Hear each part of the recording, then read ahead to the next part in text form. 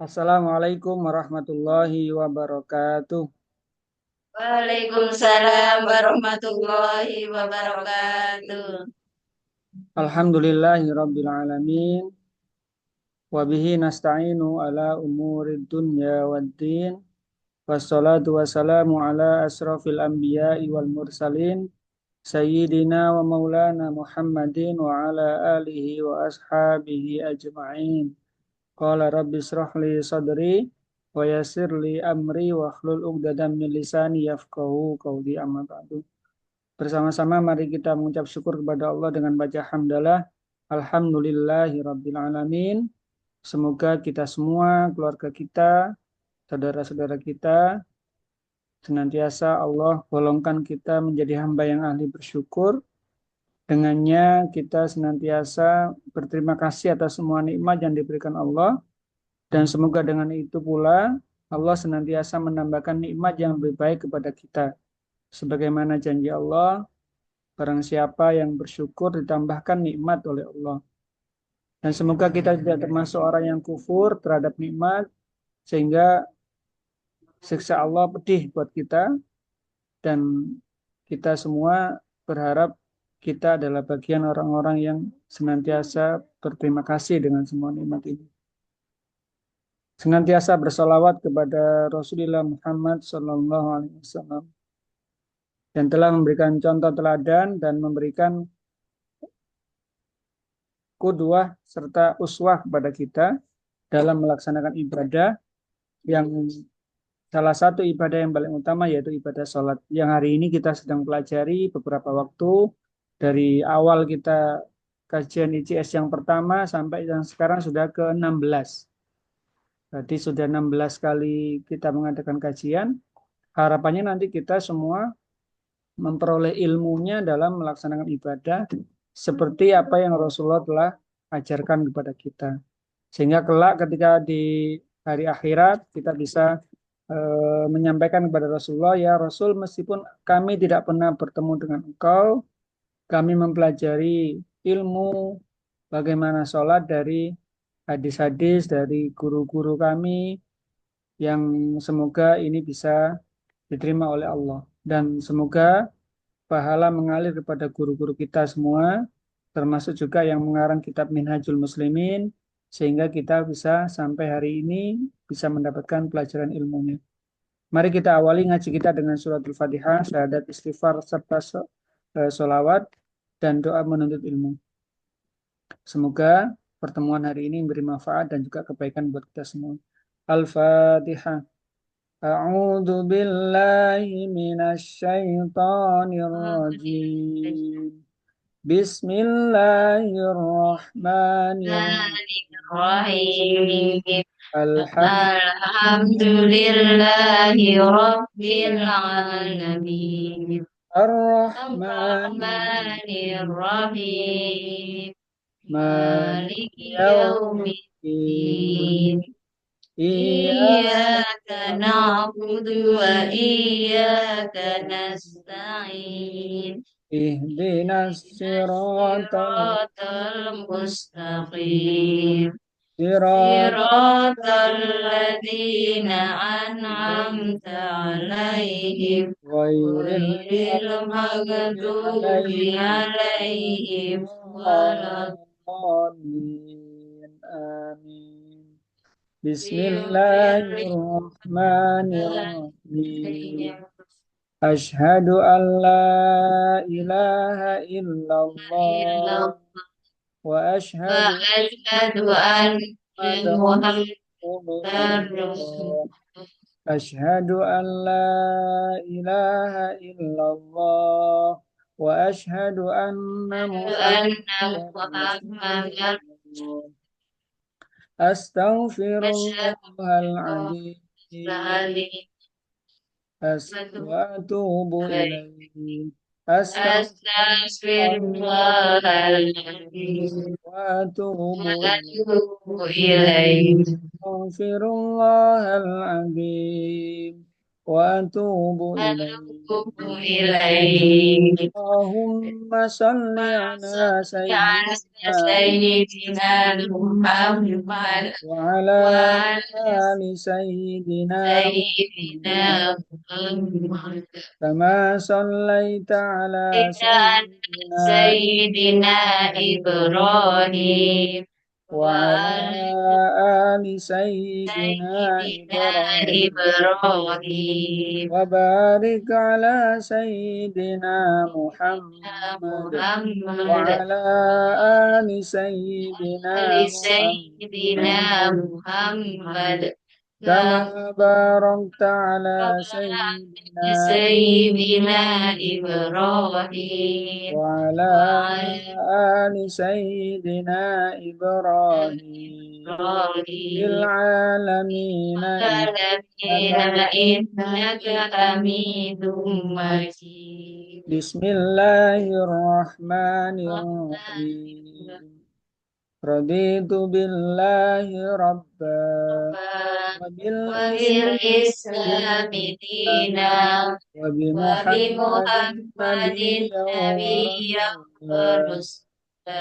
ربي ربي زدني زدني علما علما وارزقني وارزقني فهما فهما. آمين. اللهم افتح لنا حكمتك حكمتك وانصر وانصر علينا علينا رحمتك من من خزائن خزائن رحمتك يا يا أرحم أرحم الراحمين. آمين يا رب العالمين.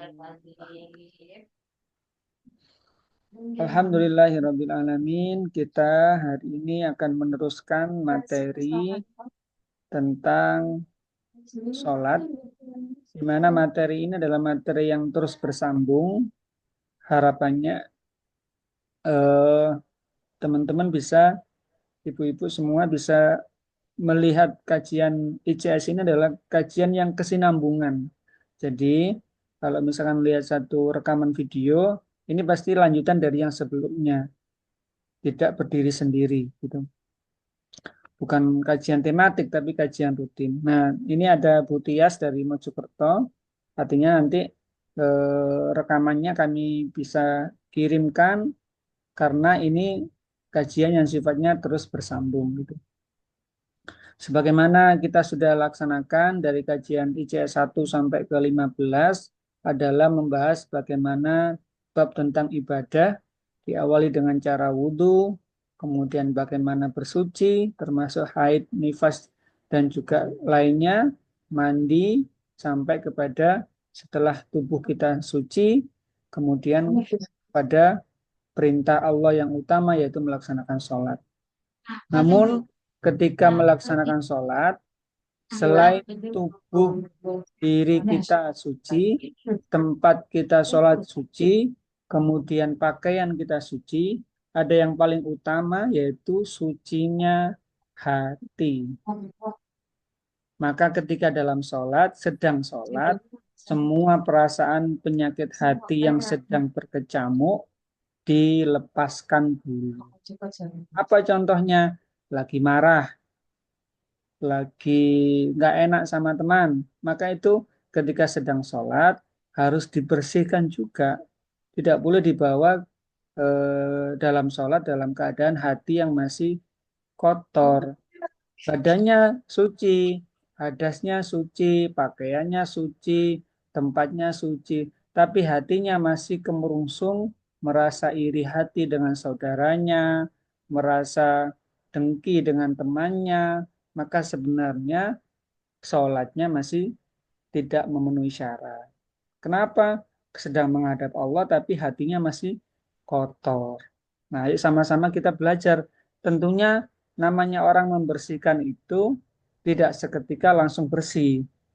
Kalau kita mencuci pakaian pun ada tahapan-tahapannya kan, direndam dulu, dikasih sabun, dibilas, bilasnya 1, 2, 3 kali, macam-macam itu. Proses ini adalah proses pembersihan hati. Makanya dalam beberapa kitab ada namanya tazkiyatun nafas, proses membersihkan hati atau proses membersihkan hawa nafsu gitu. Nah, sholat adalah bagian daripada itu. Kita udah sholat berapa kali kalau kita hitung dari usia yang hari ini sejak kita diwajibkan sholat sampai hari ini. Tentu sholatnya sudah berkali-kali. Nah, latihan yang berkali-kali ini tentu harus ada progresnya. Kalau katakanlah sholat hari ini belum bisa membersihkan hati dari perasaan dengki, maka berikutnya latihan lagi sampai kemudian bisa. Nah, secara normatif atau secara resminya bagaimana gerakannya, bagaimana kemudian bacaannya, itu adalah bagian-bagian yang sifatnya menunjang supaya kita bisa sesuai dengan tujuan daripada sholat. Nah, kita akan coba lanjutkan materi yang sudah kita pelajari, yang nantinya kita akan terus laksanakan, terus kita amalkan sehingga ilmu yang kita peroleh menjadi ilmu yang bermanfaat. Gitu. Bismillah.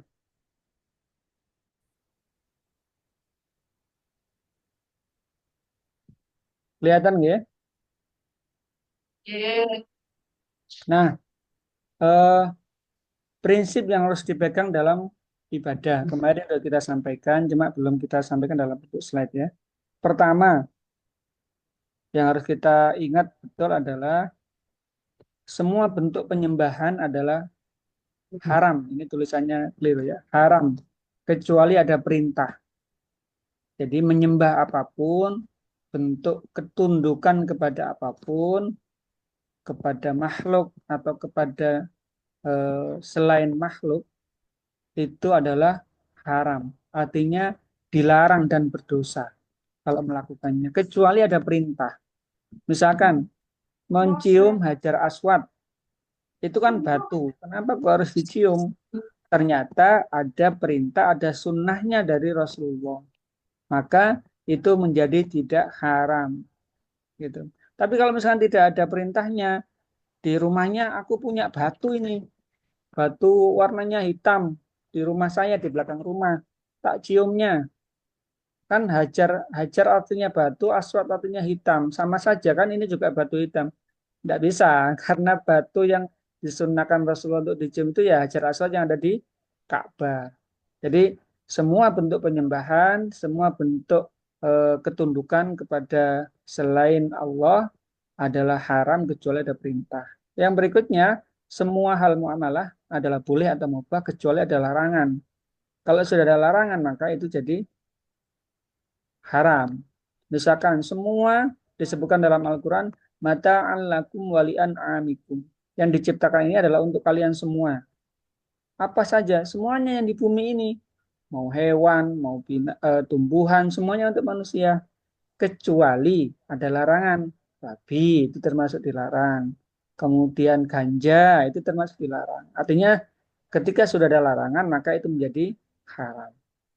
Kemudian selama ada dalil dalam melaksanakan ibadah maka itu adalah pilihan masing-masing yang kelak akan dipertanggungjawabkan dengan hujah masing-masing yang dipegang atau dimiliki. Jadi kemudian dengan yang ketiga ini harapannya kita tidak serta-merta mudah menyalahkan orang, tidak serta-merta mudah menganggap orang ini tidak sunnah atau yang lainnya, karena ketika dia sudah ada dalilnya, dia boleh berpegang dengan dalil itu.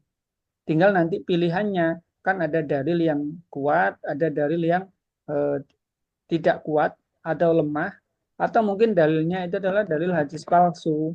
Kok bisa seperti itu? Kok hadis dari Nabi kok palsu? Ya, coba Ibu bayangkan yang kemarin kita udah pernah sampaikan ya. Ketika Rasulullah wafat, itu baru kemudian hadis itu dituliskan 200 tahun setelah Rasulullah wafat. Nah, otomatis tidak semua orang akan mengingat kuat terhadap apa yang disampaikan Rasulullah semasa hidup. Nah, itu menjadi celah bagi para orang-orang yang tidak menyukai Islam sehingga mereka banyak membuat hadis-hadis palsu, mengatasnamakan sahabat, mengatasnamakan Rasulullah gitu. Maka kita juga jangan sampai melakukan hal yang sama karena Rasulullah mengancam barang siapa yang mengatasnamakan diriku, membuat hadis palsu, maka siap-siaplah dia sudah punya Lama. tempat di neraka. Gitu. Nah, kalau sudah punya hujahnya ya silahkan. Tapi kalau belum punya maka jangan hanya asal melaksanakan amal ibadah tapi tidak tahu dasarnya atau tidak tahu sumber dalilnya. Kemudian yang keempat, semua ibadah tanpa ilmu adalah tertolak. Man amala amilan laisa alaihi amru minna fahuwa raddun alaihi. Barang siapa yang mengerjakan suatu amalan, disebutkan di situ, mengerjakan suatu amalan apa maksudnya? Ya, amalan apapun, amalan ibadah, kalau dia mengerjakannya tanpa ada perintah dari kami, maka amalan itu tertolak. Ada perintah berarti kan ada ilmunya. Juga disebutkan dalam sebuah riwayat, amal soleh tidak akan diterima kecuali dengan ilmu. Juga disebutkan al-ilmu qabla amal. Melakukan sesuatu itu atau ilmu ada dimiliki sebelum beramal. Misalkan orang mau menebang kayu, kalau dia nggak punya ilmunya ya jangan tebang dulu karena nanti bisa malah berbahaya. Mau berenang tapi nggak punya ilmunya renang, ya jangan renang dulu nanti malah tenggelam kan itu. Sama mau mengerjakan amal, amal ibadah, cari ilmunya dulu supaya amal tersebut nanti diterima. Kemudian disebutkan juga dalam sebuah hadis, man arada dunya fa'alaihi bil ilmi wa man arada akhirah fa'alaihi bil ilmi wa man arada huma fa'alaihi bil ilmi. Siapa yang ingin bahagia di dunia, maka harus punya ilmu. Bahagia di akhirat juga punya ilmu. Atau yang ingin bahagia keduanya juga harus punya ilmu. Maka penting untuk kemudian kita prinsip-prinsip dalam ibadah itu punya hujahnya, punya pegangannya. Nah, kemarin kita sudah sampaikan bahwa amal yang utama atau afdol dalam ibadah seperti ibaratnya sebuah kegiatan mendapatkan hadiah paling utama. Tentu kita milih hadiah paling utama. Gerak jalan ada hadiahnya umroh, ada hadiahnya mobil, ada hadiahnya kipas angin, setelika. Tentu kita berharapnya kan hadiah yang paling utama. Maka dalam ibadah pilih pilihan ibadah yang paling afdol, yang paling utama. Gitu. Meskipun mungkin pahalanya sama-sama dapat hadiah, tapi ini hadiahnya kipas angin, ini hadiahnya mobil, tentu kan, atau hadiahnya umroh haji, tentu kan kita berharap dapat yang utama. Maka dalam ibadah sholat pun demikian.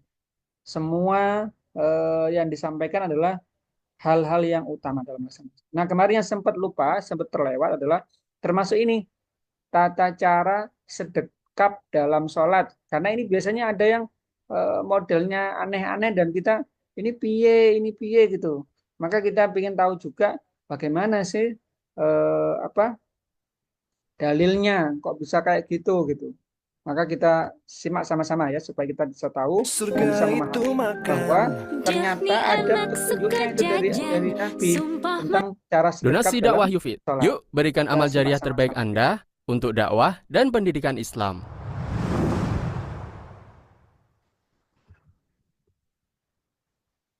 Bismillahirrahmanirrahim. Perkenankan kami berbagi tata cara sedekap dalam sholat. Bersedekap merupakan salah satu yang disyariatkan dalam sholat. Nabi SAW bersabda, Umirna ma'asyiral anbiya'i an nu'ajjila iftarana wa nuakhira suhurana wa nadriba bi aymanina ala syama'ilina fis shalah. Kami para nabi diperintahkan untuk menyegerakan berbuka, mengakhirkan sahur, dan bersedekap meletakkan tangan kanan di atas tangan kiri ketika sholat. Hadis riwayat Ad-Darqutni. Nah, posisinya tangan kanan di atas tangan kiri kalau bersedekap. Jangan terbalik ya. Kita coba lanjutkan lagi. Ini anak-anak perlu dikasih tahu. Yang udah terbiasa, misalkan keliru tangan kiri, ya ganti dibalik segera. Dan disahihkan oleh Al-Albani. Tangan kanan diletakkan di atas tangan kiri, kemudian keduanya diletakkan di atas dada. Yang dimaksud dada adalah daerah di atas perut. Cara meletakkan tangan ketika bersedekap ada 4 cara. Yang pertama, Telapak tangan kanan diletakkan tanpa menggenggam di atas telapak tangan kiri. Pergelangan tangan kiri atau hasta kiri. Ada 3 tempat. Sebagaimana kisah yang disampaikan Wa'il bin Hujur radhiyallahu anhu ketika melihat solat Nabi sallallahu alaihi wasallam. Hadis riwayat Ahmad, Abu Dawud dan disahihkan oleh Syuaib Al-Arnaud. Telapak tangan kanan menggenggam punggung telapak tangan kiri. Hadis riwayat An-Nasa'i dan disahihkan oleh Al-Albani. Tidak boleh bersedekap dengan meletakkan tangan kanan melebihi siku tangan kiri. Ini seperti orang yang kedinginan gitu ya, nggak boleh. Jadi meskipun misalkan sholatnya di atas Gunung Bromo misalkan, ya tetap aja harus sesuai dengan syariat yang udah diajarkan gitu ya. Saya lanjut. Tidak boleh bersedekap dengan berkacak pinggang, meletakkan tangan di pinggang, karena hal itu menyerupai salib. Ada yang biasanya kayak gini. Dari Abu Hurairah radhiyallahu anhu mengatakan, Naha Rasulullah sallallahu alaihi wasallam 'anil ikhtisari fi shalah. Rasulullah sallallahu alaihi wasallam melarang ikhtisar ketika salat. Hadis riwayat Bukhari. Turmudi menyebutkan bahwa yang dimaksud ikhtisar adalah meletakkan satu tangan di atas pinggang atau kedua tangan di atas kedua pinggang. Kesalahan ketika bersedekap. Bersedekap di bawah pusar. Nah, ini diperhatikan ketika mungkin sholatnya itu lagi capek atau mungkin lagi agak males itu. Ketika tangannya di bawah pusar itu termasuk tidak afdol, maka jangan sampai melakukan hal itu. Berikutnya. Tidak bersedekap sama sekali. Ini adalah pendapat sebagian Malikiyah yang salah paham terhadap pendapat Imam Malik. Padahal Imam Malik dengan tegas menganjurkan sedekap ketika sholat sebagaimana disebutkan dalam bukunya Al-Muwatta. Meletakkan tangan di perut bagian kanan atau di dada sebelah kiri. Tujuannya adalah meletakkan tangan tepat di atas hati atau jantung, sehingga hati menjadi tenang dan sholat bisa khusyuk. Meletakkan tangan di perut bagian kiri, karena anggapan bahwa tulang rusuk bagian kiri kurang satu, sehingga perlu dilengkapi dengan sedekap. Ya, jadi ini ketika ada orang berhujah dengan itu, kita bisa tahu dan kita bisa menyampaikan supaya bahwa kita nggak istilahnya asal manut, asal ngikuti gitu loh. Ya, saya lanjut. Kita telah memahami bahwa Nabi Shallallahu Alaihi Wasallam adalah manusia yang paling sempurna semua ibadahnya. Tata cara sholat yang beliau ajarkan adalah tata cara sholat yang paling sempurna dan paling baik untuk membuat orang khusyuk ketika sholat. Beliau tidak pernah mengajarkan untuk bersedekap dengan meletakkan tangan di dekat hati atau jantung. Tapi beliau bersedekap dengan meletakkan tangan di dada bagian tengah, tidak serong ke kanan maupun ke kiri. Maka ini menunjukkan bahwa bersedekap dengan meletakkan tangan agak ke samping kanan atau kiri bukanlah termasuk cara untuk membuat sholat kita menjadi khusyuk. Bahkan sebaliknya, cara bersedekap semacam ini adalah cara yang menyelisihi apa yang diajarkan Nabi Muhammad SAW. Nah, tentang menyelisih ini penting. Jadi disampaikan dalam sebuah riwayat, kelak semua manusia itu akan dipertemukan dengan Rasulullah. Dan dia akan menyampaikan, ya Allah ini amalku, gitu. Ini ibadah sholatku, ini puasaku, ini hajiku, ini zakatku. Gitu. Nah kemudian oleh Allah, dipanggilkanlah Nabi Muhammad. Dan Nabi Muhammad ditanya, wahai Nabi Muhammad, apakah benar sholatnya orang ini meniru kamu? Ketika Rasulullah bilang, enggak meniru aku, maka otomatis semuanya tertolak. Tapi ketika Rasulullah mengatakan, ya itu sesuai dengan sunnah yang aku ajarkan, maka kemudian amal itu diterima. Maka jangan sampai kemudian Rasulullah melaksanakan sholat dengan cara sedekapnya di atas dada. Kemudian kita membuat membuat apa istilahnya pemikiran sendiri. Oh enggak kayak gitu, mestinya di bawah leher misalkan dan sebagainya. Nah itu nanti akan dipertanggungjawabkan dan akan dipersaksikan kepada Rasulullah. Maka kita harus benar-benar cari ilmunya. Di samping itu, sebagian ulama seperti Syekh Muhammad bin Shalih Al-Utsaimin menganggap cara bersedekap miring semacam ini sebagai salah satu bentuk ikhtisar, berkacak pinggang ketika sholat, dan ikhtisar merupakan satu hal yang dilarang Nabi Shallallahu Alaihi Wasallam sebagaimana disebutkan dalam hadis di bab sebelumnya. Meletakkan tangan di samping kanan atau kiri dengan maksud agar sholat lebih khusyuk. Padahal Nabi Shallallahu Alaihi Wasallam dan para sahabat adalah orang yang paling khusyuk dalam sholat, dan mereka tidak pernah mengajarkan semacam ini. Demikian, semoga kita dimudahkan untuk meniti sunnah. Ya, nah bagaimana menghadirkan perasaan dan jiwa ketika sedang berdiri dalam sholat? Nih, kita mencoba berkomunikasi dengan diri kita sendiri ketika misalkan jenengan atau kita semua diundang ke, anggaplah di Jawa Timur, diundang ke ruangan atau ke ruang kerjanya gubernur Jawa Timur misalkan, atau di Indonesia ya diundang ke kantor kepresidenan menghadap raja. Tentu kan kita berdirinya pun ditata, jalannya ditata, tangannya ditata, semuanya, pakaiannya semua. Nah, itu kepada raja atau mungkin pemimpin yang ada di dunia. Nah, bagaimana kita sedang sholat menghadap kepada Allah yang dia raja di atas raja dari seluruh alam semesta. Maka ini harus hadir perasaan ketika sholat ya kita sedang menghadap Allah SWT. Kemudian yang kedua, menghadap terakhir dan melakukan yang terbaik. Tentu kita ketika diberikan kesempatan terakhir dalam hidup, karena kita tidak pernah tahu, ada disampaikan bahwa manusia itu hidupnya menunggu dari waktu sholat ke waktu sholat berikutnya. Kalau katakanlah dia sholat duhur, dia nggak pernah bisa menjamin bahwa dia bisa sampai sholat asar. Kalau dia sedang sholat asar, tidak ada jaminan bahwa dia akan bisa sampai sholat maghrib. Maka hadirkan dalam perasaan dan jiwa kita, ini adalah sholat terakhir saya. Ini adalah sholat isya saya terakhir. Sholat subuh saya terakhir. Sholat sunnah saya yang terakhir. Maka lakukan yang paling baik. Yang paling utama. Semampu kita laksanakan. Sehingga kita sholatnya itu benar-benar sungguh-sungguh.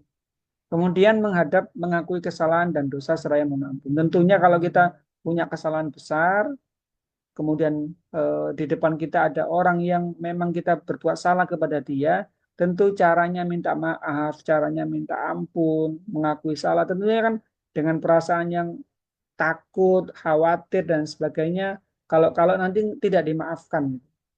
Nah kalau ini bisa dimunculkan, tentu kita akan perasaan dan jiwa kita akan bisa khusyuk dalam sholat. Kemudian semua orang, hampir semuanya, para pemimpin ataupun orang biasa, itu ingin dirinya ditulis nanti sebagai tinta emas dalam sebuah sejarah. Para presiden itu kepingin sekali programnya atau mungkin karyanya ditulis dalam tinta emas dalam sejarah peradaban manusia. Nah kita sendiri setiap kali sholat itu ditulis oleh para malaikat yang nanti akan disampaikan oleh Allah dalam buku catatan amal yang itu tidak pernah terhapus dan tercatat detail sempurna. Yang catatan itu akan diberikan kepada kita. Nah kita berharap catatan kita ketika sholat adalah catatan sholat yang terbaik. Nah kita coba perhatikan yang kemarin sempat terlewat ya, bagaimana bacaan doa iftitah. Iftitah ini dibaca setelah kita melaksanakan takbiratul ihram. Jadi ada beberapa bacaan-bacaan yang harus kita ketahui supaya kita tidak apa istilahnya ya, kacamata kuda. Pokoknya itu yang paling benar gitu. Ini yang paling benar, yang lainnya salah. Bukan. itu menunjukkan bahwa kita masih sedikit ilmunya. Ternyata bacaan iftitah itu banyak dan kita bisa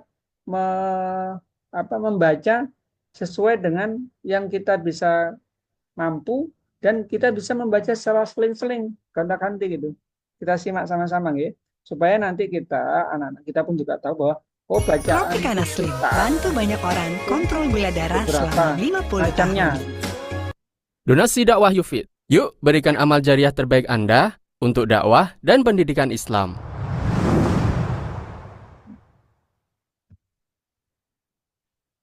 Doa iftitah dalam solat.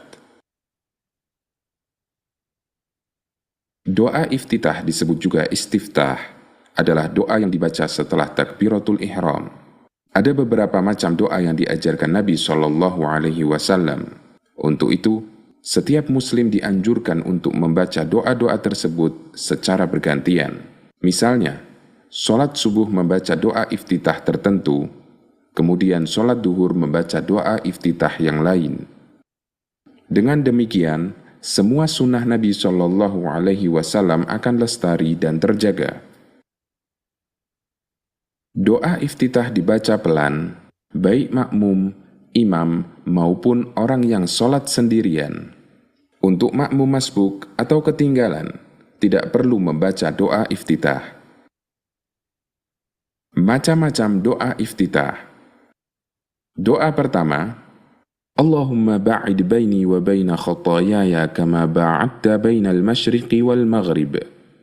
Allahumma naqqini minal khataya kama yunaqqa thawbul abyadu minad danas.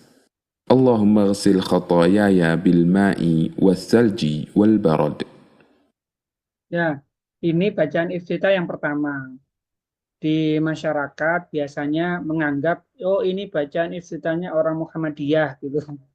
Padahal ini bukan bacaannya orang Muhammadiyah, ini bacaan iftitahnya Rasulullah gitu.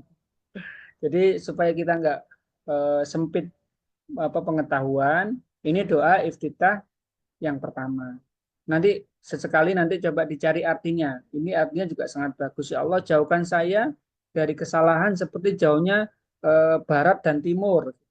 Ya Allah, mandikan saya dengan air yang jernih, yang dingin, dan seterusnya. Jadi ini doa yang sangat luar biasa.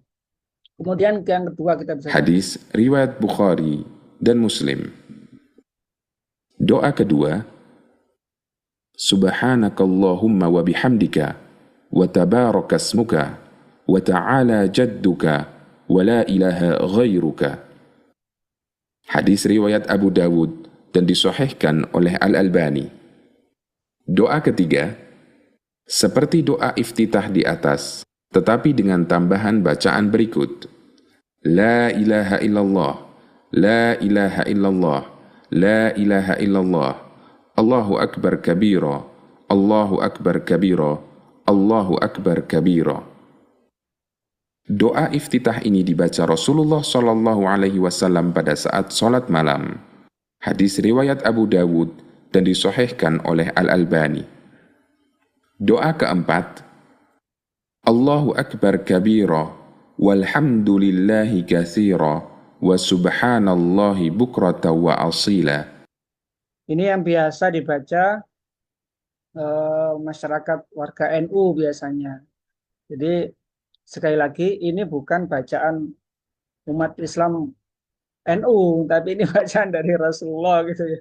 Jadi anak-anak juga harus kasih tahu, jangan sampai kemudian anak-anak keturunan kita itu mungkin generasi pertama sih, karena dikasih tahu. Bisa jadi generasi cucu-cucu berikutnya itu nggak tahu, taunya ini, ini NU, ini Muhammadiyah gitu. Padahal ini sama sunnah, sama-sama dari Rasulullah. Doa iftitah ini dibaca oleh salah seorang sahabat ketika sholat bersama Rasulullah SAW.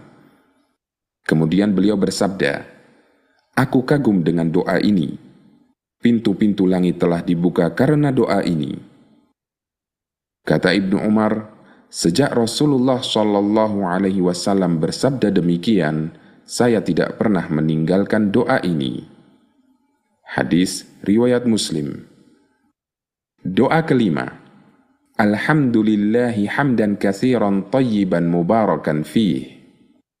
Doa ini dibaca oleh salah seorang sahabat ketika sholat jamaah. Kemudian Rasulullah Shallallahu Alaihi Wasallam bersabda, "Aku melihat 12 malaikat berlomba, siapakah di antara mereka yang mengantarkannya kepada Allah." Hadis riwayat Muslim. Doa-doa iftitah berikut adalah doa yang dibaca Rasulullah Shallallahu Alaihi Wasallam ketika sholat malam. Doa ke-6. Allahumma rabba Jibrila wa Mikaila wa Israfil, fatiras samawati wal ard, alimal ghaibi was syahadah, anta tahkumu baina ibadika fima kanu fihi yakhtalifun, ihdini lima ikhtulifa fihi minal haqqi biiznik, innaka tahdi man tasha'u ila siratim mustaqim. Doa ke-7. Membaca Allahu Akbar 10 kali, Subhanallah 10 kali, Astaghfirullah 10 kali, Alhamdulillah 10 kali, La ilaha illallah 10 kali. Lalu membaca Allahumma ghfirli wahdini warzuqni wa'afini 10 kali. Kemudian membaca Allahumma inni a'udzubika minadh-dhiqi yaumal hisab 10 kali. Hadis riwayat Ahmad, Abu Dawud dan disahihkan oleh Al-Albani. Doa ke-8. Allahu Akbar, Allahu Akbar, Allahu Akbar, Dzul malakut wal jabarut wal kibriyai wal 'azamah. Hadis riwayat Abu Dawud dan disahihkan oleh Al-Albani. Kesalahan terkait membaca doa iftitah. Yang pertama, tidak membaca doa iftitah padahal ada kesempatan untuk membacanya. Karena sikap ini berarti menyia-nyiakan sunnah dalam sholat. Imam Syafi'i rahimahullah mencela sikap orang yang tidak meniru cara sholat Nabi SAW. Yang kedua, makmum yang ketinggalan menyibukkan diri dengan membaca doa iftitah padahal imam sudah ruku. Koreksi ini bukanlah saran agar doa iftitah ini ditinggalkan total ketika menjadi makmum. Namun jika waktu yang dimiliki oleh makmum itu terbatas karena imam sebentar lagi mau ruku, maka sebaiknya makmum mendahulukan yang wajib daripada yang sunnah. Dan telah diketahui bahwa doa iftitah hukumnya sunnah, sedangkan membaca Al-Fatihah hukumnya wajib. Oleh karena itu, selayaknya makmum yang ketinggalan dan imam sudah mau ruku, maka sebaiknya makmum tidak perlu membaca iftitah, namun langsung membaca Al-Fatihah. Surga itu.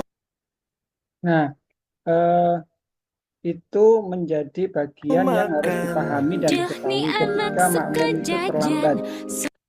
Dikisahkan bahwa Ibnu Jauzi pernah sholat di belakang gurunya Abu Bakar Ad-Dainuri. Ibnu Jauzi ketinggalan dan imam sudah mau ruku, tetapi Ibnu Jauzi malah sibuk membaca doa iftitah.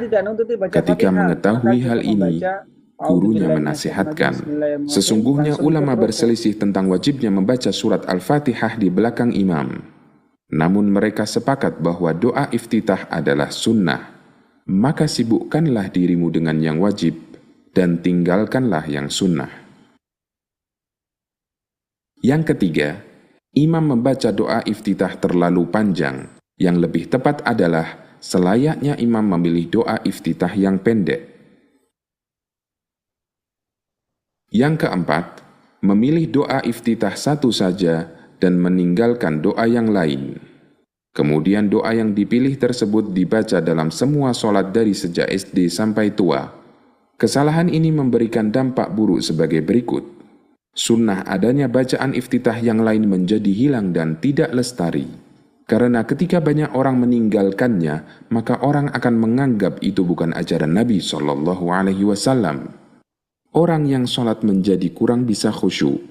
Karena orang yang hafal satu bacaan iftitah saja, maka setiap memulai sholat secara otomatis dia akan membaca doa tersebut tanpa merenungkan terlebih dahulu.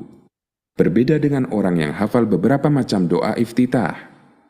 Maka sebelum membaca, dia akan merenungkan terlebih dahulu doa apa yang harus dia baca. Demikian, semoga kita dimudahkan untuk melestarikan semua sunnah.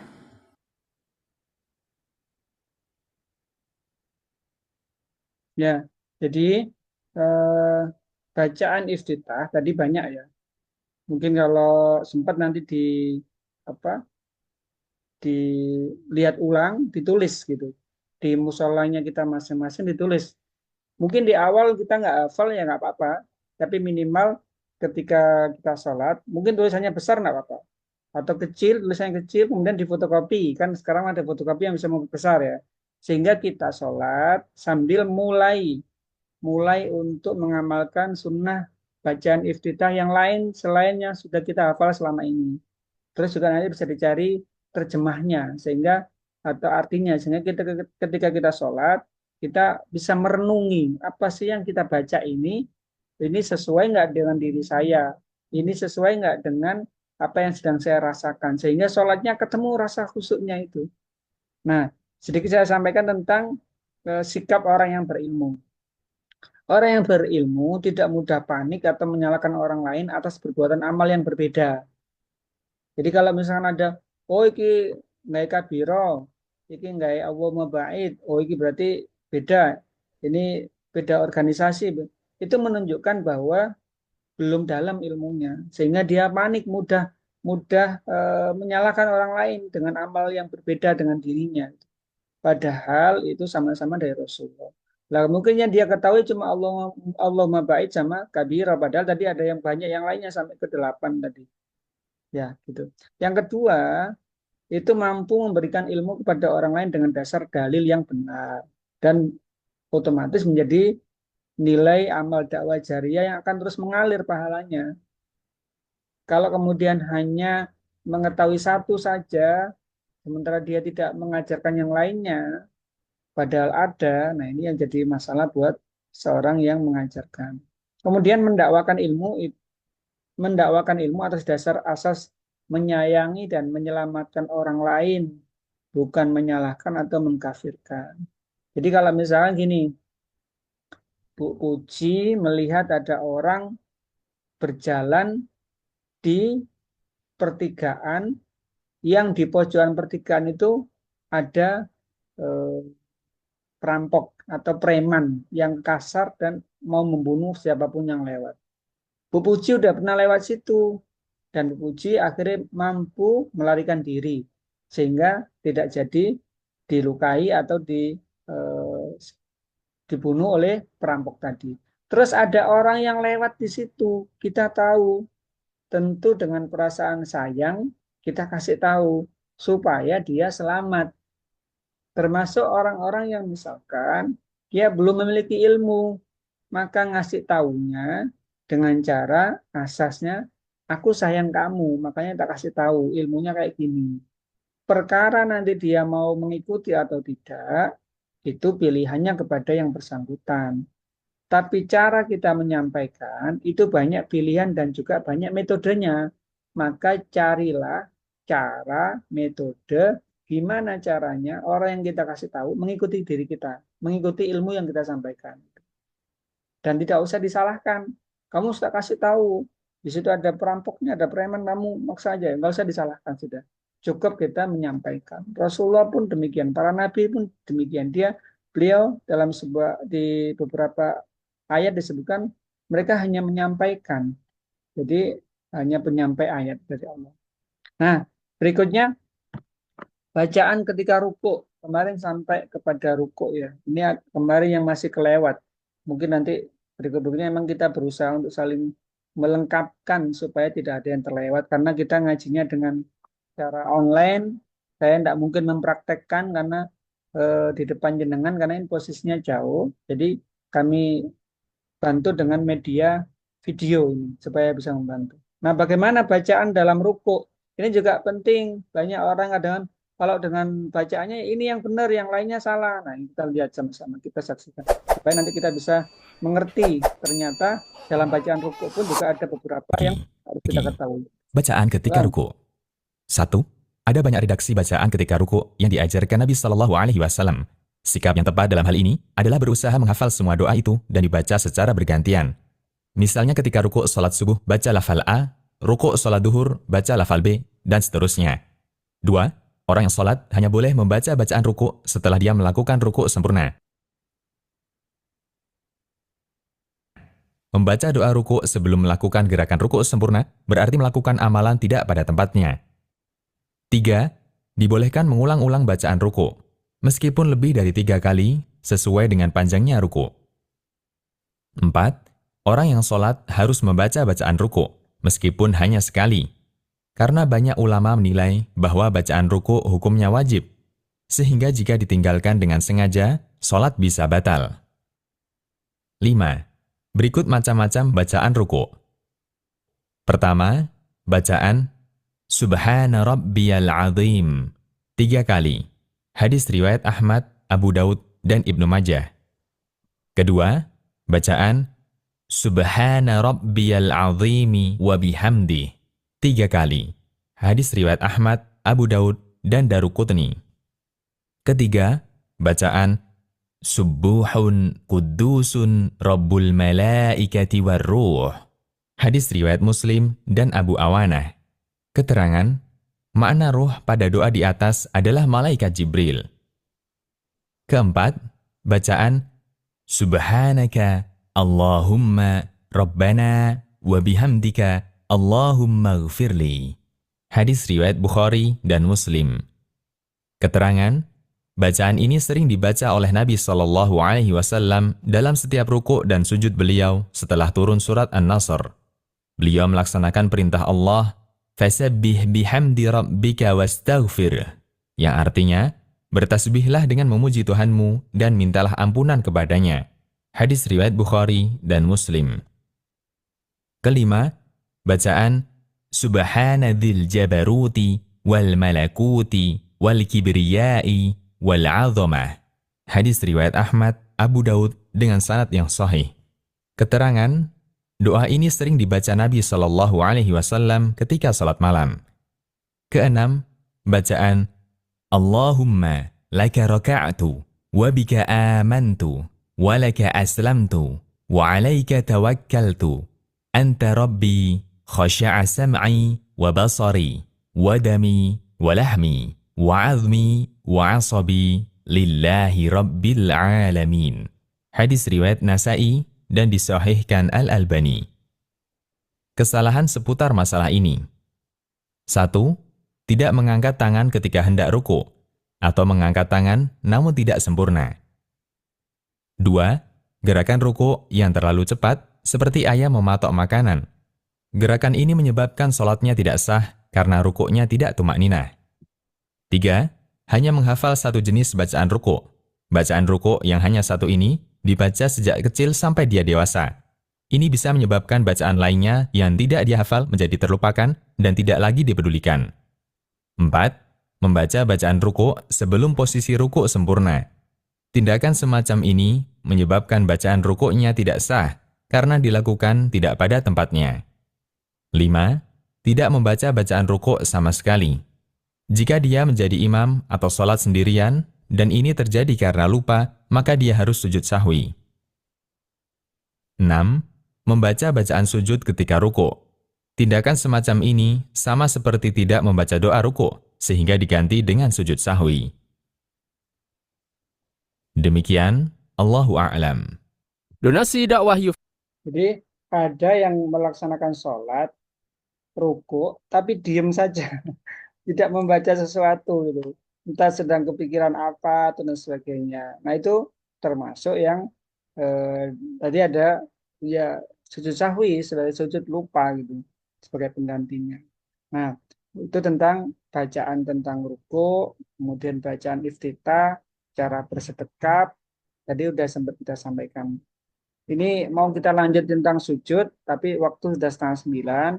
Saya lebih buka dulu untuk tanya jawab sehingga nanti bisa menyesuaikan dengan apa yang Ibu sering temui dalam keseharian atau dalam kegiatan-kegiatan yang lain yang berhubungan dengan tadi takbiratul ihram sudah, membaca iftitah, membaca Fatihah, kemudian ruku, bacaan rukuknya, gerakannya, kemudian i'tidal, tadi udah kita sampaikan. Monggo kalau ada yang mau bertanya.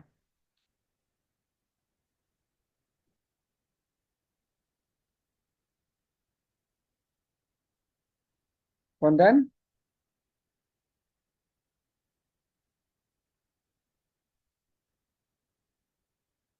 Kalau tidak ada kita tambah satu ya, sujud ya. Sehingga nanti kita bisa tambahan, ini lanjutan dari kemarin. Jadi fardunya sholat itu berdiri, kemudian takbiratul ihram, kemudian membaca suratul Fatihah, kemudian rukuk, kemudian i'tidal, kemudian sujud. Rukuk i'tidalnya ada tumak ninahnya gitu. Nah, bagaimana sujud yang dengan tumak ninah?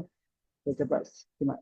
Ini penting untuk diketahui karena ini amal yang ibadah yang kita lakukan setiap hari, bahkan sehari 5 kali. Gitu. Jangan sampai kemudian sehari 5 kali tapi kita tidak tahu ilmunya dan melaksanakannya dengan cara yang kurang tepat. Gitu. Surga itu Ada makan. iklannya. Jah nih anak suka jajan, sumpah. Berbagi. Tata cara turun sujud. 1. Membaca takbir Allahu Akbar ketika turun sujud. Dari Abu Hurairah radhiyallahu anhu bahwa Nabi Shallallahu alaihi wasallam membaca takbir ketika turun sujud. Hadis riwayat Bukhari dan Muslim. 2. Boleh juga membaca takbir terlebih dahulu kemudian turun sujud. Berdasarkan Coba saya mundur sejenak ya, saya tunjukkan posisi sujud. terlebih dahulu kemudian turun sujud. Nah, posisi sujud diperhatikan. Di sini sudut antara paha dan kaki itu 90 derajat. Jadi tidak boleh sifatnya melengkung ya, atau mungkin sendeku ya istilahnya. Terus kaki yang di belakang itu rapat. Jadi tidak megagah gitu. Kemudian ini lurus dan tangannya ke samping. Kalau sampai tangannya merapat di dada itu bisa mempengaruhi terhadap diafragma paru-paru sehingga nafasnya jadi susah gitu. Kemudian anggota sujud itu ada 1 kening, ini yang utama. Yang kedua 2 telapak tangan. Yang ketiga adalah lutut, 2 lutut kanan kiri. Yang berikutnya adalah jari-jari kaki. Jadi jumlahnya ada 1 kening, 2, 3 kedua telapak tangan, 4, 5 lutut, 6, 7 jari kaki. Nah, jari kakinya menjejak dan rapat. Gitu. Kita coba lanjutkan berikutnya. Berdasarkan keterangan Abu Hurairah, kana Nabi sallallahu alaihi wasallam idza arada an yasjuda kabbara thumma yasjud. Yang artinya, ketika Nabi sallallahu alaihi wasallam hendak sujud, beliau bertakbir kemudian sujud. Musnad Abu Ya'la dan sanadnya jayyid. 3. Dianjurkan untuk kadang-kadang mengangkat tangan ketika hendak turun sujud. Berdasarkan hadis dari Malik bin Huwairith bahwa beliau melihat Nabi sallallahu alaihi wasallam mengangkat kedua tangannya ketika memulai sholat, ketika ruku', ketika i'tidal, dan ketika turun sujud. Hadis riwayat An-Nasa'i, Ad-Daruqutni, dan disahihkan Al-Albani. Mengangkat tangan ketika hendak sujud hukumnya sunnah menurut pendapat beberapa sahabat dan tabi'in. Di antaranya Ibnu Umar, Ibnu Abbas, Hasan Al-Basri, Tawus, Nafi', Salim putra Ibnu Umar, dan beberapa ulama lainnya. Abdurrahman bin Mahdi mengatakan, mengangkat tangan ketika hendak sujud termasuk sunnah. Hadis ini juga diamalkan oleh Imam Ahmad dan merupakan salah satu pendapat Imam Malik dan Imam Syafi'i. 4. Manakah yang lebih didahulukan ketika turun sujud? Lutut ataukah tangan? Ulama berbeda pendapat dalam masalah ini. Sebelum membahas lebih lanjut, ada 2 catatan yang perlu diperhatikan. Pertama, perselisihan dalam masalah ini termasuk perselisihan ijtihadiyah. Artinya, masing-masing pendapat memiliki dalil yang mendukung pendapatnya. Adab yang harus diperhatikan dalam perselisihan masalah ijtihadiyah adalah tidak boleh saling menyalahkan atau bahkan menganggap sebagai musuh. Yang boleh dilakukan adalah berdiskusi untuk mencari manakah pendapat yang lebih mendekati kebenaran. Kedua, bahwa perselisihan ulama dalam masalah ini hanya terkait amal yang hukumnya anjuran atau sunnah, dan bukan amal yang sifatnya wajib. Artinya, ulama yang berpendapat turun dengan lutut terlebih dahulu tidak menganggap bahwa mendahulukan lutut ketika sujud hukumnya wajib. Demikian pula mereka yang berpendapat turun sujud dengan tangan dahulu. Memahami hal ini, tidak selayaknya perselisihan tentang tata cara turun sujud menjadi sebab perpecahan di kalangan kaum muslimin. 5. Berikut rincian pendapat ulama tentang tata cara turun sujud. Pendapat pertama menyatakan bahwa dianjurkan mendahulukan lutut, baru kemudian kedua tangan. Pendapat ini diriwayatkan dari Umar bin Khattab radhiyallahu anhu, Muslim bin Yasar, Ibrahim an-Nakhai, Abu Hanifah, Sufyan ats-Tsauri, Imam Syafi'i, dan pendapat yang terkenal dalam madhab Hambali. Di antara dalil pendapat pertama, A. Dari Wa'il bin Hujr radhiyallahu anhu, bahwa beliau melihat Nabi SAW bersujud dengan meletakkan lututnya sebelum tangannya. Dan ketika bangun dari sujud, beliau mengangkat kedua tangannya sebelum lututnya. B. Diriwayatkan dari Abu Sa'id Al-Khudri, beliau mengatakan, dulu kami meletakkan kedua tangan sebelum lutut ketika turun sujud, kemudian kami diperintahkan untuk meletakkan lutut sebelum tangan. Pendapat kedua, dianjurkan untuk mendahulukan kedua telapak tangan sebelum lutut. Ini adalah pendapat Al-Auza'i, Imam Malik, Imam Ahmad dalam salah satu riwayat, Imam Ibnu Hazm, dan pendapat yang dipilih madhab Malikiyah. Di antara dalil pendapat kedua, A. Dari Abu Hurairah radhiyallahu anhu, Nabi SAW bersabda, apabila kalian sujud, jangan turun seperti turunnya unta. Hendaknya dia letakkan tangannya sebelum lututnya. B. Semua riwayat yang menyebutkan turun sujud dengan lutut dahulu adalah riwayat yang lemah. Sedangkan hadis lemah yang bertolak belakang dengan hadis yang lebih sahih tidak bisa diterima. Ibnu Sayyidin Nas mengatakan, hadis yang menyebutkan turun tangan terlebih dahulu sebelum lutut statusnya lebih kuat. Sementara Ibnu Abi Daud mengatakan, ini adalah pendapat para ahli hadis.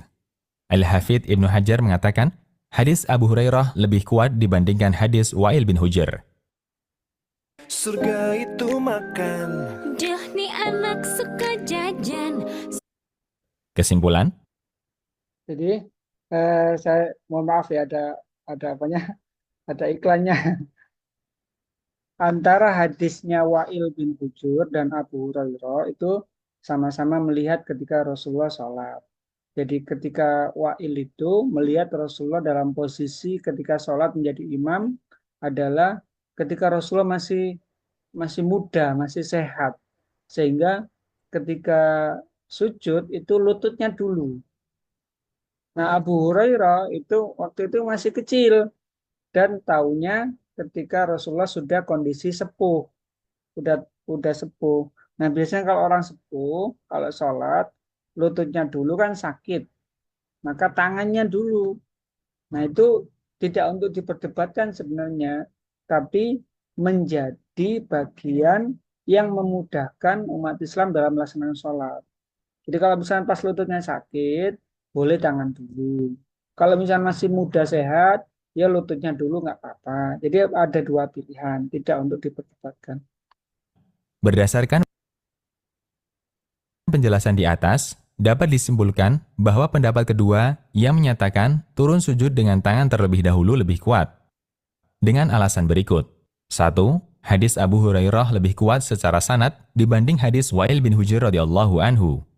Sebagaimana keterangan yang disampaikan para pakar hadis, seperti Ibnu Sayyidin Nas, Al-Hafidz Ibnu Hajar, Syekh Al-Albani, Syekh Abu Ishaq, dan ulama lainnya. Adapun keterangan Al-Khattabi bahwa hadis Wa'il lebih kuat daripada hadis Abu Hurairah telah dijawab oleh Asy-Syaukani, bahwa kritik untuk hadis Abu Hurairah tidak lebih banyak dibandingkan kritik untuk hadis Wa'il bin Hujr. 2. tentang makna larangan turun sujud sebagaimana unta menderum telah disebutkan dalam hadis Abu Hurairah. Nabi Shallallahu Alaihi Wasallam bersabda, apabila kalian sujud, jangan turun seperti turunnya unta. Hendaknya dia letakkan tangannya sebelum lututnya.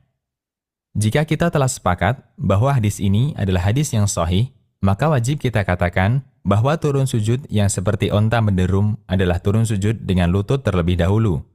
Oleh karena itu, agar berbeda dengan turunnya unta, maka beliau perintahkan agar turun sujud dengan mendahulukan tangan. Dan satu hal yang wajib kita yakini, Nabi Shallallahu Alaihi Wasallam adalah orang yang paling paham terhadap apa yang beliau sabdakan. 3. Secara bahasa, posisi lutut manusia berbeda dengan lutut hewan.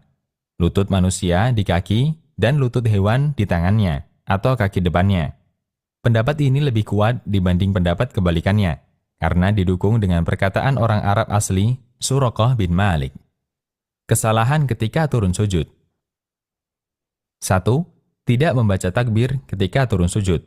Perbuatan ini tidak sesuai sunnah dan termasuk meninggalkan kewajiban sholat berupa takbir intikal. Kesalahan ini bisa membatalkan sholat karena takbir intikal termasuk kewajiban dalam sholat. Keterangan ini ditegaskan oleh Asy-Syaukani dalam Nailul Autar. 2. Membaca takbir setelah sempurna sujud. Karena takbir intikal ini merupakan takbir perpindahan, maka takbir ini dilakukan ketika bergerak menuju sujud atau ketika hendak sujud, bukan setelah sempurna sujud.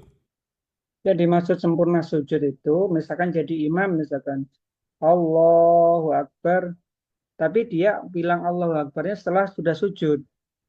Atau sholat sendirian, ketika sujud, sudah sujud, maton sujudnya, baru bilang Allahu Akbar, nah itu termasuk tidak sesuai. Bilang Allahu Akbarnya itu ketika bergerak menuju ke gerakan sholat. Mau rukuk, mau sujud, atau yang lainnya. Gitu nggih. 3. Mendahului imam ketika turun sujud. Ini kesalahan besar, bahkan bisa membatalkan sholat. 4. Membarengi imam ketika bergerak turun sujud. Ini juga kesalahan besar, karena yang benar sujud makmum dilakukan setelah imam sujud dengan sempurna. Ini yang sering biasanya ketika berjamaah, maka perlu diperhatikan. Imam yang menjadi imam ketika dia memberikan aba-aba takbir intikal adalah ketika dia sudah menuju ke arah itu. Jangan sampai kemudian bilang Allahu Akbar tapi belum bergerak. Yang kedua, makmum pastikan bergeraknya setelah aba-aba imam selesai. Misalkan Allahu Akbar baru Allahu Akbar. Tidak boleh mendahului atau membersamai bareng gerakannya. Itu perlu diingat-ingat. Apalagi kalau berjamaah yang sifatnya panjang dengan jaraknya imam itu jauh. Jamaahnya banyak. Ini harus benar-benar diperhatikan. Demikian, semoga bermanfaat. Donasi. Oke, itu tentang sujud. Yang perlu diperhatikan sikapnya kita ketika sujud adalah, ini penting ya, supaya jiwanya ini perasaannya masuk. 1, ini posisikan ketika kita sujud ya. Bagi kita, semua manusia pasti mengalami masalah, pasti mengalami persoalan hidup, pasti mengalami beban hidup. Mungkin punya hutang, punya masalah dengan suami, punya masalah dengan anak, punya masalah dengan tetangga, punya masalah dengan pimpinan, atau macam-macam gitu. Banyak masalahnya. Nah, ketika sujud, yang perlu kita tanamkan pada diri kita adalah jangan pernah hilang kesadaran bahwa kita adalah makhluk. Dan ada yang menguasai diri kita dan seluruh alam semesta, termasuk orang yang nagih hutang, termasuk bos kita, termasuk suami anak kita, termasuk tetangga kita, dikuasai oleh Allah, yaitu Sang Khalik. Jadi ini perlu diingat, ketika kita sujud, maka jangan pernah lupa kesadaran bahwa kita ini makhluk. Ada Khalik yang menciptakan kita dan menguasai diri kita. Ada yang Khalik yang memberikan masalah dan dia akan menyelesaikan masalah. Ini sikap seorang hamba ketika sujud harus ditanamkan itu. Jadi tidak ada kemudian masalah yang nggak bisa diselesaikan oleh yang memberi masalah. Karena yang memberikan masalah pasti tahu jawabannya, pasti solusinya, pasti tahu solusinya. Berbisiklah dalam doa saat sujud atas semua masalah hidupmu di bumi yang paling rendah, bahkan lebih rendah dari pantat kita. Dan yakinilah doa tersebut didengar di langit yang paling tinggi. Jadi ketika kita sujud ini kan posisi yang paling rendah, sama dengan telapak kaki, dan bisa jadi tempat yang kita sujud ini pernah diinjak-injak orang gitu. Ketahui bahwa kita memang makhluk, kita ini orang yang lemah, kita ini orang yang hina di hadapan Allah, maka jangan pernah kemudian merasa sombong atau merasa memiliki sesuatu. Bangun kesadaran diri bahwa saat sujud, Allah berada di hadapan kita dan mendengarkan kalimat-kalimat doa serta permohonan ampun kita. Ya tentunya ini menjadi bagian yang harus dibangun kesadaran ini, tidak bisa serta-merta cepat gitu ya. Nah, ini bacaan sujud kita lanjutkan pekan depan ya, karena waktunya sudah hampir jam 9. Saya ingin ada interaksi dari ibu sekalian sehingga materi yang kita sampaikan ini bisa dipahami sejauh mana gitu. Monggo materinya saya tutup sampai sekarang. Silakan kalau tanya. Monggo Bu Tias. Mau pakai chat atau langsung juga nggak apa-apa. Bagi yang mau bertanya via chat juga dipersilakan. Monggo Bu Tias.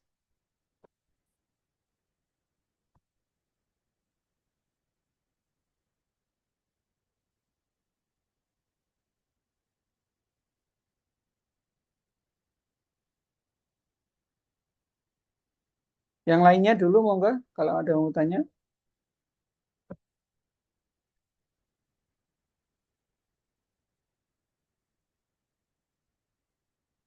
Nah, ini ada pertanyaan dari Bu Tias.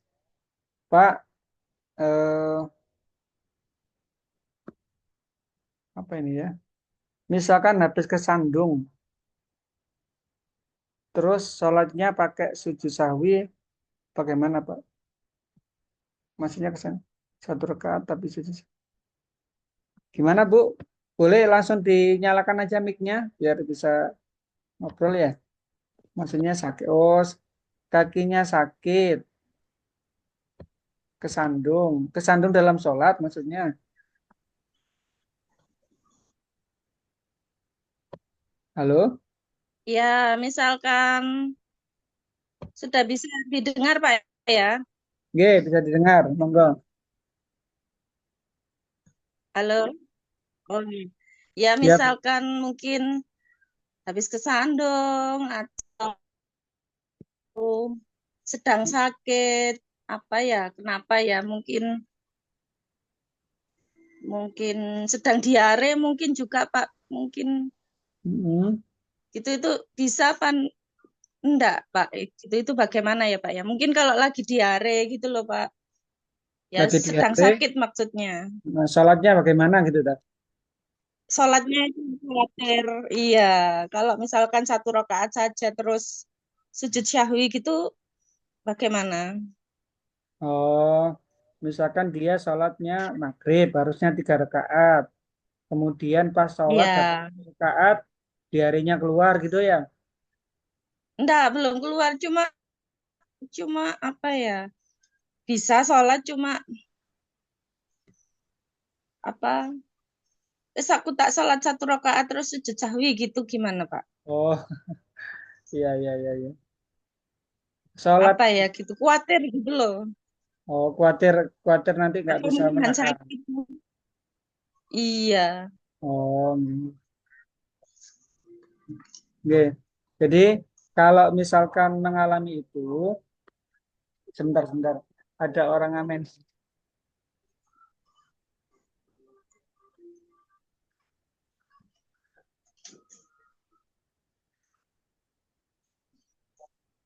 Kenapa marah sama mama? Kaputan ada orang amin. Jadi kalau misalkan hal-hal yang itu dirasakan ketika sebelum sholat dia sedang sakit. entah itu diare, entah yang sakit yang lainnya gitu ya. Rakaat sholat itu rakaat yang sudah ditentukan oleh Allah. Maka ketika orang itu khawatir dalam sholatnya, misalkan harus dibaca apa, iftitah, baca Fatihah, baca surat, terus bacaan rukuknya itu yang panjang misalkan, bacaan iktidalnya panjang sehingga ini khawatir, maka bukan rakaatnya yang dikurangi dan itu tidak bisa digantikan dengan sujud sahwi, tapi bacaan-bacaan yang sunnah-sunnahnya boleh tidak dilaksanakan. Jadi boleh dengan yang rukun-rukun saja, yang fardu-fardu aja.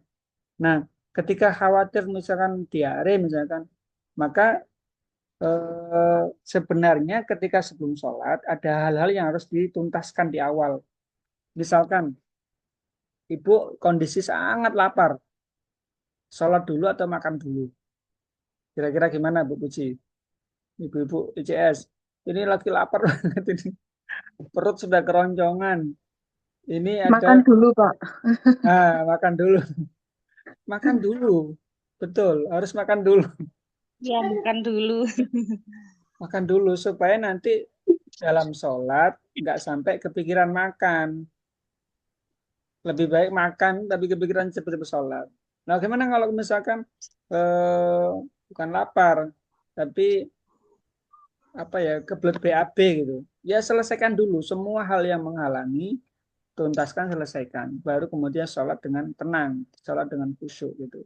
Nah, termasuk yang tadi Bu Tias ketika sakit diare misalkan, ya kondisikan diarenya sudah mulai agak reda. Loh, ini enggak reda-reda, maka cari kesempatan yang sekiranya cukup waktu. Misalkan kita sholatnya umumnya rata-rata 2 menit misalkan atau 3 menit. Nah, buat sisakan waktu untuk itu benar-benar sholat gitu. Gitu Bu Tias. Tidak kemudian jumlah rakaatnya dikorting, kemudian nanti diganti dengan sujud sawi, bukan kayak gitu. Sujud sawi itu sebagai pengganti ketika lupa melaksanakan sunnah-sunnah yang sifatnya sunnah abad gitu, yang besar gitu. Monggo kalau kira-kira bisa menjawab Bu Tias, bisa dipahami ya. Nggih, nggih, bisa paham. Nggih, nggih, Oke. nggih, Pak. Monggo yang lainnya kalau ada mau tanya juga.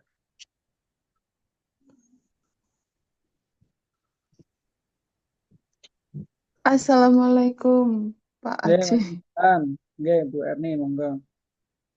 Eh, kadang kan saya asam urat ya. Kenapa Bu? Asam urat? Nggih. Itu Oh, nggih. kalau misalnya tahiyat terakhir itu kaki itu ndak bisa sempurna. Jadi kayak nopo nggih kados menyesuaikan kalau sakitnya dos pundi ngoten dados tidak sesuai niku ngoten lho. Tidak sesuainya itu tidak menjejak jari kakinya gitu Nggih, ya. nggih leres. Iya, iya. Ini kalau Karena kalian nggih, ndak bisa, maksudnya itu nopo nggih kan kalau asam urat niku lak kemeng ngoten nggih ya. Jadi kalau itu terus fokusnya jadinya ke kaki ngoten lho, mboten ke nopo khusuk ke sholatnya. bacaannya nggih. Oh, iya, iya. Nggih. Ibu-ibu Dos yang lain pundi juga, ngoten niku. ibu-ibu yang lain juga ngalami nggak asam uratnya? Iya. Bu Erni kalau nggak sedang apa berhalangan uzur, boleh dibuka kameranya biar teman-teman juga sama-sama kenal ini Ibu Sidoarjo ini. Jadi Oh nggih ngoten eh, nggih. ketika sholat, misalkan mengalami gangguan ya, itu termasuk gangguan yang di luar kendalinya kita, sakit, asam urat, atau mungkin habis kecelakaan, kakinya nggak bisa ditekuk dan sebagainya, itu adalah yang sifatnya udzur-udzur yang syar'i. Artinya tidak Oh iya. dimakfu gitu. Nah, ini memang perlu perlu dibiasakan dari awal.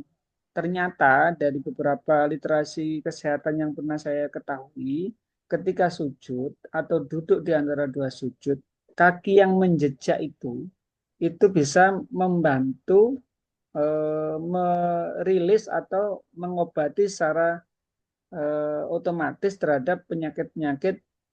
Salah satunya adalah diabetes, salah satunya asam urat, kolesterol. Kenapa? Karena di telapak kaki di jari-jari khususnya, itu banyak sekali saraf-saraf yang mendukung untuk kesehatan. Kalau memang dari dulu memang tidak terbiasa seperti itu, ya biasanya malah sakit memang. Nah, makanya mumpung sekarang yang masih bisa sujud dengan menjejakkan kaki, maka lakukan itu. Kan ada itu yang sujud kakinya cuma gelojor gitu aja ya, kakinya tidak menjejak gitu. Nah, itu salah satu sunnah. Nah, ternyata sunnahnya juga buat kebaikannya manusia itu sendiri gitu. Maka sebaiknya, kalau nggak bisa bagaimana? Sekali lagi di awal, ini adalah afdoliyah, seutama-utamanya. Kalau nggak bisa karena memang udzur syar'i, ya tidak apa-apa. Ibaratnya tadi di awal saya sampaikan, ini ada eh, gerak jalan gitu ya. Nggih. Panitianya ngasih hadiah umroh, kemudian ngasih hadiah kulkas, ngasih hadiah kipas angin, ngasih hadiah buku tulis, ngasih hadiah macam-macam gitu ya. Tentu kita ingin berharap hadiah yang terbaik, hadiah yang paling utama, yaitu yang afdol, yang utama. Ya, ya sama-sama dapat hadiah, ini dapat hadiah buku, ini dapat hadiah umroh. Kita tentu kan berharap dapat hadiah yang umroh ya. Nah, sama amal-amal yang sifatnya afdoliyah, gerakan sholat yang sempurna, yang baik itu adalah afdoliyah. Kita berusaha menuju ke arah sana. Ya, kalau misalnya tidak menjejak gimana? Ya, termasuk yang bagian tadi pilihan kita. Jadi kita memilih yang ibaratnya hadiah itu yang biasa-biasa saja. Kita tidak Lho, mboten purun kula. kenapa? Mboten purun kalau hadiahnya biasa. Nah, maka diutamakan mengambil amal yang afdoliyah. Takbirnya yang afdoliyah seperti apa? Tangan harus menghadap kiblat gitu ya. Kemudian rukuknya seperti apa, sujudnya kayak apa, itu dilaksanakan semua. Yang termasuk yang kita sampaikan adalah amal-amal yang afdoliyah dalam gerakan sholat dan bacaan-bacaannya. Ada bacaan iftitah yang ada berapa tadi? 8 atau berapa? Ya, bisa kita urutkan sholat duhur, iftitah yang ini, sholat asar, iftitah ini, sholat maghrib, kayak gitu boleh. Begitu pula bacaan rukuk. Kita bisa mencoba memahami makna artinya dan kita sesuaikan dengan diri apa waktu kita sholat bermacam-macam tak apa, tidak hanya satu saja gitu. Gitu Bu Erni. Jadi kalau misalkan asam urat pertama, ya kalau bisa asam uratnya disembuhkan dan kita doakan semoga lekas sembuh gitu ya. Yang kedua, Amin, amin, amin. Allahumma amin. kalaupun memang itu kondisi yang nggak bisa kita kendalikan, maka itu termasuk yang dimafu atau dimaafkan. Semoga bisa menjawab Bu Erni. Nggih, itu kalau sujud itu Pak masih bisa, tapi kalau untuk tahiyat terakhir niku lho, itu kan kaki harus napa Masuk. nggih dalam bentuk sempurna niku lho. Nggih. Itu nggih, saya kesulitannya di situ niku. Jadi kalau pas napa nggih asam urat melanda niku jadinya kesulitan terus saya paksa untuk ke apa itu sempurna itu fokusnya Takbir. jadi ke Kalau kaki fokus ke ngoten lho kaki. nggih. Jadi Oh, nggak ke jadi bacaannya cepet gitu loh. Wis jangan cepet nang mari kayaknya gitu. nahan sakit ya.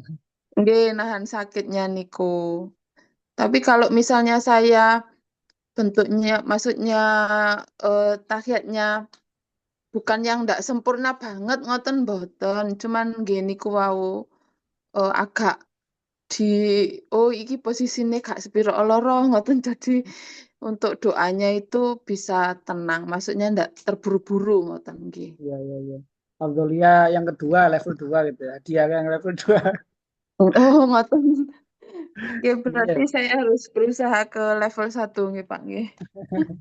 iya berusaha. Pertama disembuhkan dulu sakitnya asam urat. Nggih, nggih, Bapak nggih, nggih. Oke, Nggih, seperti itu. matur sembah nuwun, nggih ngapunten. Iya, Jan. Nggih. Assalamualaikum Ya, warahmatullahi wabarakatuh. waalaikumsalam warahmatullahi wabarakatuh. Yang lainnya ada pertanyaan? Ada?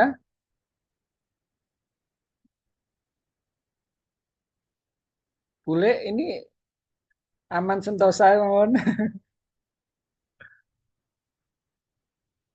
pengen ngomong. Ya, iya. Monggo, monggo. Dulu saya juga pernah ngalami Pak waktu nggak tahu kenapa lutut ini apa? Ya, lutut itu juga sulit kalau buat rukuk Pak. Bukan rukuk, mau sujud. Ya, ya, Itu rasanya kok mak kletuk-kletuk saja. Kan gitu loh Pak. Jadi ya nggak apa-apa ya Pak ya.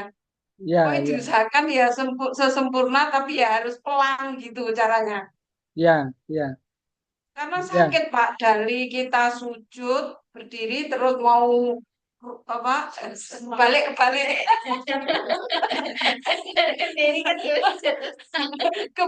Pak. Itu Ketika, pokoknya mau sujud itu loh Pak, sakit minta ampun. Jadi pelan pelan ditoto gitu loh Pak. ya, ya, ya. Jadi kita harus menggunakan tangan menata kaki lutut itu. Nggak Hmm. apa-apa ya kayak gitu ya Pak ya. Ya, jadi Wah, prinsipnya gini, Ustaz. yang perlu kita pahami begini, Ibu-ibu semua. Semakin usaha untuk melakukan amal itu semakin berat, semakin susah, maka pahalanya semakin besar. Amin. Ya, otomatis. Misalkan dengkul Berapa saya udah sekali yuk? keletuk, dengkul saya, Alhamdulillah. lutut saya udah keletuk-keletuk gitu. Kemudian, tapi saya masih berusaha supaya saya bisa mencapai posisi afdoliyah. Maka usaha yang lebih berat, usaha yang lebih susah, dan tetap dilakukan, maka itu pahalanya jauh lebih besar. Sama orang yang mengalami ujiannya biasa, sama orang yang mengalami ujiannya berat, pasti pahalanya jauh lebih berat. Misalkan, contoh, kalau sholat maghrib berjamaah, itu kan lebih ringan ya. Biasanya banyak sekali jamaah di masjid yang mau sholat, kalau sholat maghrib. Tapi kalau yang sholat subuh, itu kan berat. Nah, otomatis yang semakin berat itulah yang pahalanya lebih besar. Kenapa? Karena ujiannya lebih berat. Sama ketika gerakan sholat yang sedang mengalami sakit tadi. Dia sakit, ya dimaafkan, tidak apa-apa.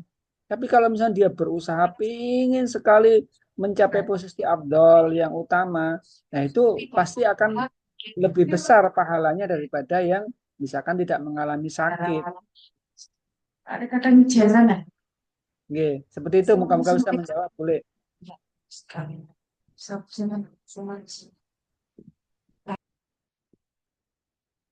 Namun terjawab kira-kira boleh?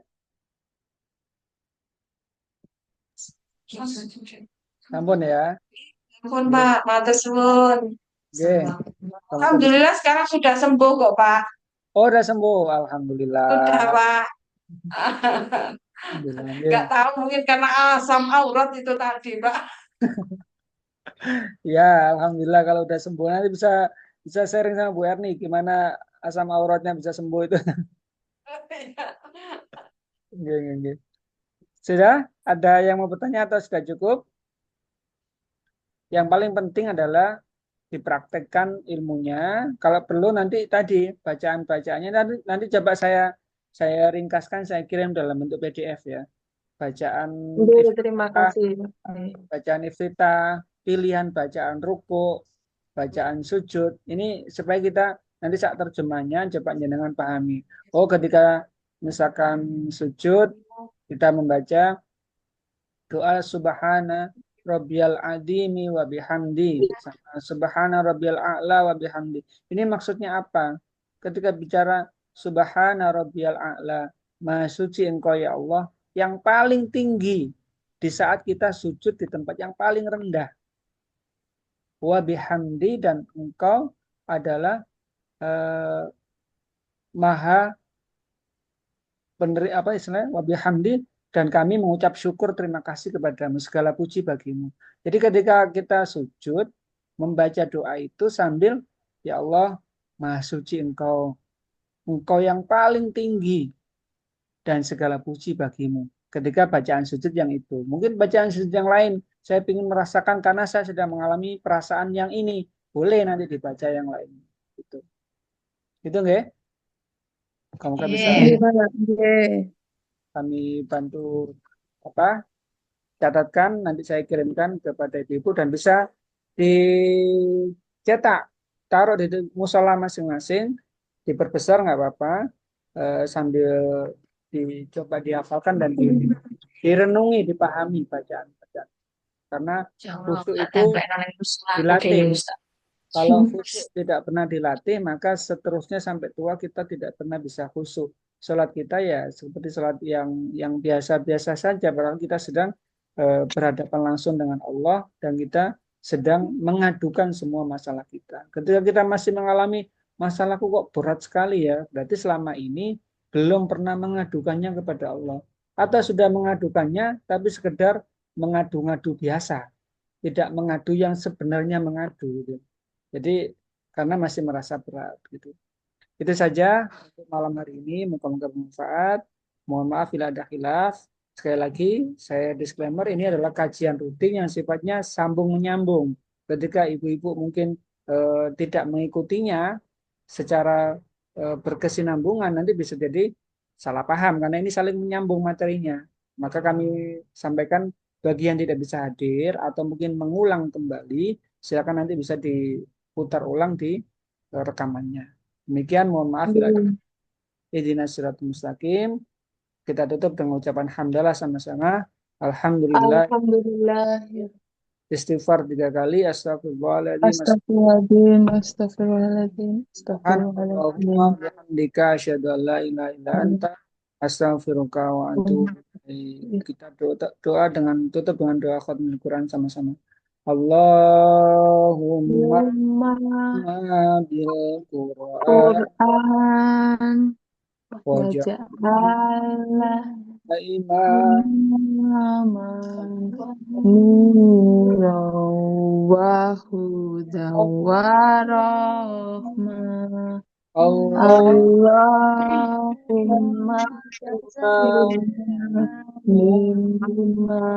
lima wa'allimna ilma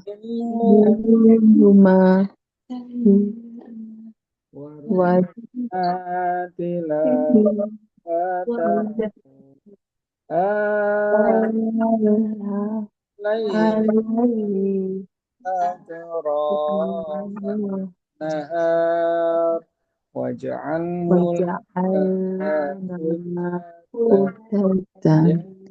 ya Rabbal alamin. Allahumma kfina bihalalika an haramik. Ya Allah, cukupkanlah kami dengan rezeki yang halal dan jauhkan rezeki yang haram. Allahumma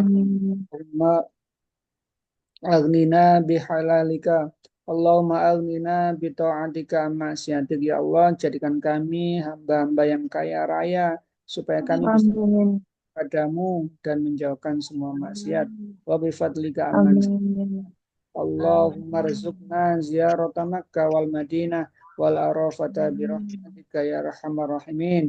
Ya Allah, berikan kesempatan dan rezeki bisa melaksanakan ibadah haji dan umroh ke Mekah Madinah. Amin. Wa fil akhirati hasanah wa qina adzabannar. Assalamualaikum warahmatullahi wabarakatuh. Waalaikumsalam warahmatullahi wabarakatuh. Terima kasih. Yes, Adi. Ternuan, Pak. Yes, sama-sama.